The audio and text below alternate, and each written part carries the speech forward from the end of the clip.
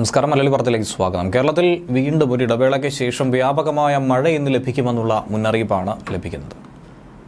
ഒറ്റപ്പെട്ടയിടങ്ങളിൽ ശക്തമായ മഴ കേരളത്തിൽ ഉണ്ടാകുമെന്ന സൂചന പുറത്തുവന്നു. പത്തനംതിട്ട, കോട്ടയം ഒഴികെയുള്ള ജില്ലകളിൽ ഇന്ന് മഴ പരക്കെ പെയ്യുമെന്ന മുന്നറിയിപ്പാണുള്ളത്. തലസ്ഥാനത്തടക്കം വൈകുന്നേരം മുതൽ മഴ ശക്തമായി പെയ്തുകൊണ്ടിരിക്കുകയാണ്. മലപ്പുറം, കോഴിക്കോട്, വയനാട് ജില്ലകളിൽ ഓറഞ്ച് അലർട്ട് പ്രഖ്യാപിച്ചിരിക്കുന്നു. ഒറ്റപ്പെട്ടയിടങ്ങളിൽ അതിശക്തമായ മഴയ്ക്കുള്ള സാധ്യതയാണ് ഇതിലൂടെ പ്രവചിച്ചിരിക്കുന്നത്.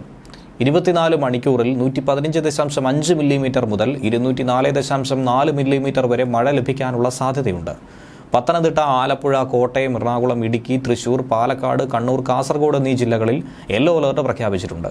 വടക്കൻ ജില്ലകളിൽ ഇന്നും മഴ കനക്കുമെന്ന മുന്നറിയിപ്പാണുള്ളത്. കേരള തീരത്ത് ഉയർന്ന തിരമാലകൾക്കും ശക്തമായ കാറ്റിനും സാധ്യതയുണ്ട്.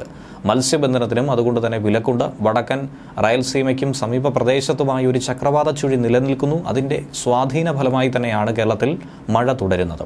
അടുത്ത 3 മണിക്കൂറിൽ കേരളത്തിലെ പത്തനംതിട്ട, ഇടുക്കി, എറണാകുളം, തൃശൂർ, കണ്ണൂർ, കാസർഗോഡ് എന്നീ ജില്ലകളിൽ ഒറ്റപ്പെട്ട ഇടങ്ങളിൽ ഇടിമിന്നലോടുകൂടിയ മിതമായ മഴയ്ക്കും മണിക്കൂറിൽ 40 കിലോമീറ്റർ വരെ വേഗതയിൽ വീശിയടിച്ചേക്കാവുന്ന ശക്തമായ കാറ്റിനും സാധ്യതയുണ്ട്.